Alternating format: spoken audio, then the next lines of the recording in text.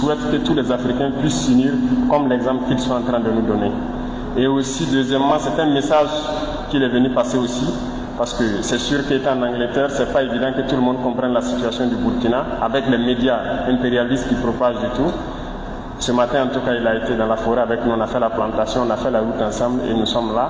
Donc, je pense que du retour à Manchester, vous le ferez comprendre que Ouagadougou n'est pas à 100, le Burkina n'est pas appelé à 100 comme nous. Nous connaissons la guerre, certes, mais nous poursuivons le combat et nous allons récupérer l'entièreté de notre territoire et le sécuriser. C'est ça l'objectif. Donc, merci encore à tous ces ambassadeurs-là qui font passer le message que le Burkina reste debout. Et grâce à vous, je pense que l'objectif que nous recherchons, on peut l'atteindre plus vite que peu de vous. Parlant de ça, je pense qu'il y a une chose qui revient permanemment, notamment parlons de la question d'infrastructures, les infrastructures de transport.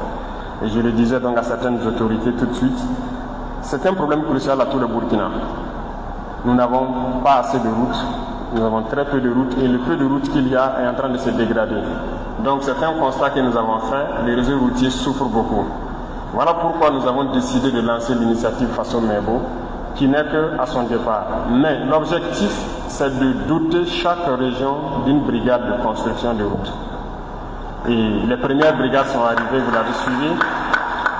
S'il plaît à Dieu, dans quelques jours, d'autres brigades seront là. Et nous voulons qu'avant la fin de l'année, chaque région ait sa brigade. Une fois que chaque région aura sa brigade, généralement le recrutement, donc la majorité de l'effectif va se recruter dans la région pour construire les routes de la région. Donc je vous invite à prendre cette initiative à bras le corps, à faire votre initiative. Lorsque votre brigade sera là, de tout mettre en œuvre pour qu'elle puisse rapidement construire le maximum de routes que vous souhaitez. Et nous allons poursuivre dans ce sens-là pour que même les pistes rurales dont vous parlez, tout sera construit. C'est l'objectif comme ça. Donc 2026, normalement, nous devrons construire beaucoup de routes.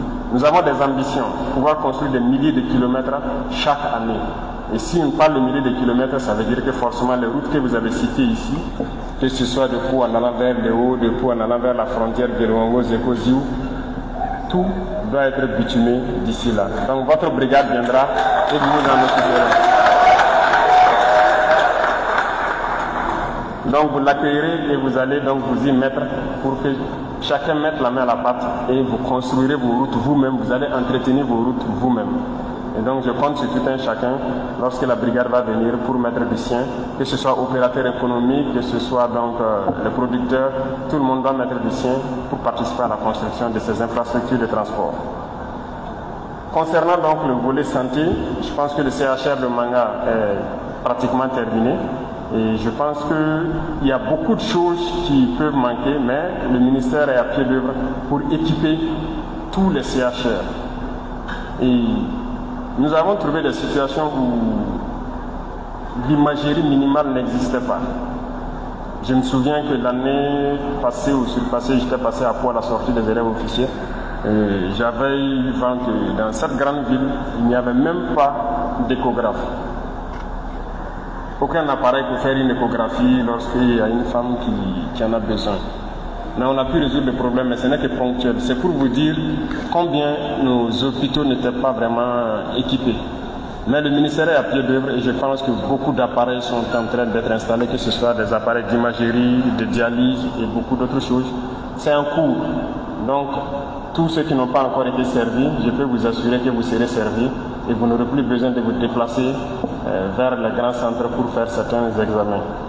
Il en est de même pour les unités de gériatrie, pour les personnes âgées.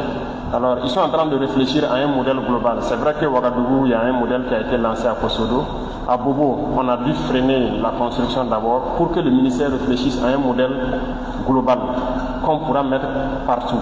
C'est-à-dire un modèle unique et pas aussi un modèle qui va perdre de valeur dans 5-10 ans. Tout ce qu'on veut construire aujourd'hui, on veut que dans 50 ans, on ne dise pas que c'est dépassé. Il faut qu'on construise en prenant en compte la durée. Voilà. C'est dans le même ordre d'idée, même l'autoroute Bobo-Ouaga, ce qui était prévu, c'est juste deux fois 2 voies. Mais j'ai dit 2 fois 2 voies dans 10 ans, c'est dépassé. Il faut qu'on aille à 3 fois 2, sinon 4 fois 2 voies, pour que ce soit assez grand, assez large. Donc tout ce que nous voulons faire dans ce sens-là, on est en train de réfléchir pour le faire dans la durée. Donc ça peut peut-être prendre un peu de temps, mais le ministère est à pied d'œuvre, ils nous proposeront quelque chose incessamment dans le même ordre d'idée. Dans le cas de la formation de la jeunesse, je suis parfaitement d'accord, que ce soit la jeunesse, que ce soit les femmes, il faut qu'on se forme. Il faut qu'on se forme et s'employer. Parce que, quoi qu'on dise, l'État ne peut pas employer tout le monde. Ça, c'est impossible. Mais quand on prend le monde rural, nous essayons de faire des efforts à travers les initiatives. Je pense qu'aujourd'hui, tout le monde, beaucoup arrivent à s'en sortir en termes de labour, en termes de semences, en termes d'intrants. Les gens arrivent à s'en sortir. La preuve est que la région même a été excédentaire l'année passée en termes de production. On rend grâce à Dieu pour cela. Et je souhaite que cette année encore, vous allez au-delà de la production que vous avez pu faire l'année passée. Mais le besoin de formation est énorme parce qu'il faut que la jeunesse arrive à prendre soin d'elle-même, que les femmes arrivent à s'auto-employer. Voilà pourquoi nous avons réformé le système éducatif pour créer un ministère de l'enseignement secondaire et de la formation professionnelle. Nous voulons mettre l'accent sur cette formation professionnelle. La réalité, c'est quoi? C'est à travers ça qu'on pourra réellement créer de l'emploi.